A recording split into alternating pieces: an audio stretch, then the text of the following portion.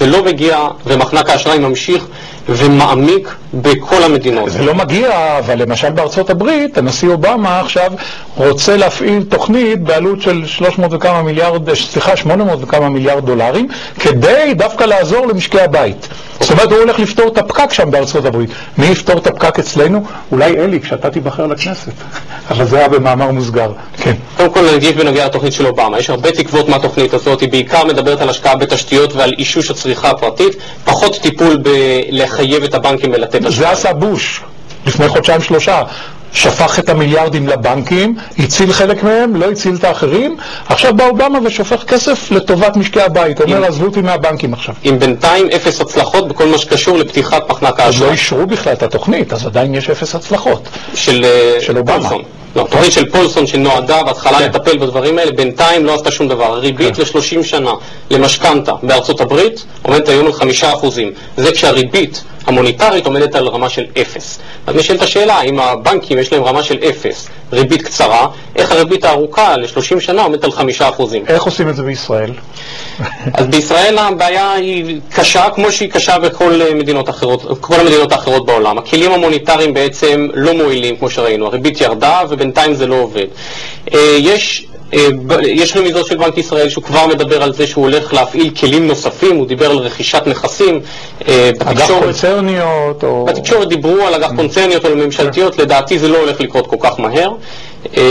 אבל זה אחד הדברים שיכולים לשמש את בנק ישראל בשביל לנסות לטפל בבעיה. זאת בדיוק אותה מגמה שנוקט ברננקי למשל בארצות הברית. הוא מאיים שברגע נתון, אם הוא יוכח לו שזה אפקטיבי, הוא גם כן יתחיל לרכוש אג"ח ממשלתי. צריך לזכור, בארצות הברית הוא כבר רוכש אג"ח מגובה במשכנתאות, אג"ח מגובה בכל מיני דברים אחרים. כן. אולי נראה דברים כאלה גם בישראל בעתיד.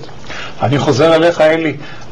איך לדעתך צריכים הבנקים, או לא הבנקים, בנק ישראל, לפתור את העניין? אני האזרח הקטן, הצופים שלנו בבית, שואלים את עצמם, מתי אני אשלם ריבית של 2% על האוברדרפט שלי? כמו שהבנקים היום, בנק ישראל הוריד את הריבית היום לאחוז, למה שאני לא אשלם 1%, 2%, שיהיה לבנקים מרווח של 1%? למה? איך עושים את זה? הדרך היחידה למנוע הסדר כובל, קרטל, היא להגדיל את מספר השחקנים בשוק. עוד בנקים? הרבה, לקחת את בנק הפועלים ולפרק אותו ל7-8 בנקים קטנים. אבל בארצות הברית היו אלפי בנקים ונסגרו עשרות. לא, אבל אין שם קרטל, זה לא, אז שיתפוטטו כמה בנקים, אין בעיה. אבל האלטרנטיבה... אגב, אתה אומר את זה מנקודת מבט של יושב ראש המפלגה, במאבק נגד הבנקים. אני חייב לומר, זה למיגור שלטון הבנקים בישראל. צריך להבין בישראל יש מערכת בנקאית שאין דומה לה בעולם.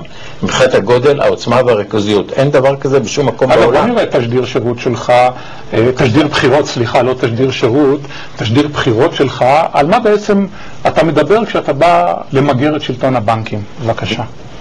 הבנק הפר את הוראות המפקח על הבנקים. הבנק מטעה את הלקוחות המשפטיים. הפרמטרים השגויים מופיעים בחשבונות הבנקים באופן סיסטמטי. ובמילים אחרות, הבנקים גונבים אותנו. תנו לנו את הכוח להילחם במשפחות ההון ולמגר את שחיתות הבנקים במדינה. תנו את כולכם לכוח הכסף. ביחד נוכל לשנות את השיטה. הבנקים גונבים אותנו? אני לא אוהב להגיד שהבנקים גונבים אותנו. אתה אומר את זה בתשדיר בחירות שלך. גונבים אותנו?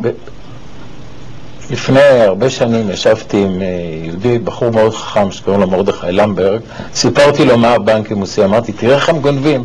נו, אני מלא ונגר, אתה אל תגיד שהם גונבים, אתה רק תספר מה הם עושים, ותן לציבור להחליט. אבל בתשדיר בחירות קצר, שאין זמן לתת לך להחליט האם זו גניבה או לא, השאלה היא לא אם הם גונבים או לא גונבים. השאלה היא מה עושים. הרבה יותר חמורה. ראי שהבנקים כל שנה מעבירים כ10 מיליארד שקל מכיסי משקי הבית והעסקים הקטנים קרי, כל עם ישראל ל20 המשפחות העשירות, והם הגורם מספר 1 א' לכיתוב הכלכלי לקצב גידול הפערים הכלכליים הכי גדול בעולם. אגב, אנחנו ביקשנו מלא מעט בנקים שיועילו להופיע בתוכנית. ביום שני, בשעה שהתוכנית מוקלטת, לכולם יש ישיבות הנהלה, מהמנכ"ל ועד למחלק התה. אף אחד לא יכל היה להתפנות ולבוא להגיב על התוכנית הזאת. הם עסוקים בתיאום מחירים? לא, אפשר ללמוד מכך משהו. אני חוזר אליך, אייל. מה צריך הצופה בבית שרואה אותנו עכשיו להבין אם הוא צריך להיות אופטימי או להיות פסימי, או בעצם אולי אצלנו אזרחי המדינה כבר אדישים למה שהבנקים עושים לנו בתחום הריביות? אוקיי. או משכנתאות גם? טוב, אני חושב שאת האופטימיות, הפסימיות, בואו נתחיל מלאן הכלכלה הריאלית הולכת, והתשובה היא להאטה.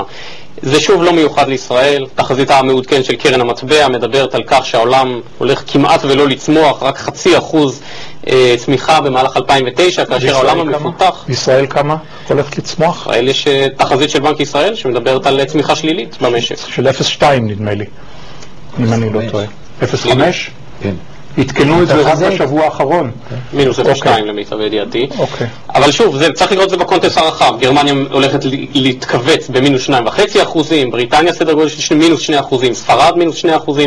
בסך הכל, כשאנחנו מסתכלים סביב, אנחנו במצב סביר יחסית למה שקורה בעולם. מצד שני, אי אפשר להניח שמשק קטן, פתוח, מוטה ייצוא, כמו ישראל, לא יחוות בשעה שיש משבר כלכלי בסדרי גודל שכאלה. זאת אומרת, זה מה שבעצם האזרח הקטן, אתה לא יש בשורות לאזרח הקטן.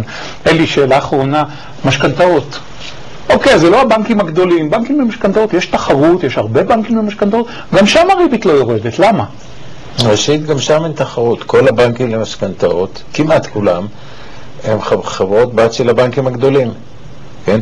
ובנושא הריבית אין תחרות. גם שם יש קרטל? בוודאי. ואיך אפשר להתגבר על הקרטל הזה? טוב, בלי שנוסיף עוד 10 בנקים. לא, תראה, יש שתי דרכים. אחת, להגדיל את מספר השחקנים בשוק, זו הדרך הכלכלית. צריך לדעת גם שיצירת הסדר כובל זה עבירה פלילית חמורה אפילו. נו, אז מישהו לא יכל לתפוס מישהו ולהעמיד אותו לדין? כן, במדינה שבה כל הרגולטורים, היועץ המשפטי, כל מי שמפסיק לעבוד בממשלה ועובר לשוק הפרטי יכול לקבל עבודה או בבנק או בחברת בת של הבנק או בחברה נכדה של הבנק. אמנם זאת הבעיה. הדבר הטוב שזה המשכורת של פי 10 מה שהייתה לו קודם. איש לא מעלה על דעתו להתעסק עם הבנקים. תבדוק איפה עובדים היום כל המפקחים על הבנקים, אנחנו יודעים. כל הממונים על ההגבלים העסקיים, ותבין שאיש מהם לא ירצה לפגוע במפרנס העתידי שלו. זה גם בעולם הרחב ככה, זה נהוג בשום מקום בעולם תאגידים שולטים ב-70%. לא, מה שאני מתכוון, הנהירה הזאת מהממסד לעבוד בשוק הפרטי בתפקידים שלי, כביכול לעבור לצד השני של הגדר. השאלה שלך היא פשוטה מאוד, מספיק שנסתכל על כל פקידי הממשל של בוש, מפולסון ומטה שם, כולם היו יוצאי גולדמן זאקס כמעט, גם פולסון לא, אבל הם עשו את התהליך ההפוך. פה אני מדבר פקידי האוצר שעוברים לשוק הפרטי. יותר נדיר. פולסון עשה את זה ההפך. נכון. זה יותר נדיר, זאת אומרת יש איזשהו דיגניטי.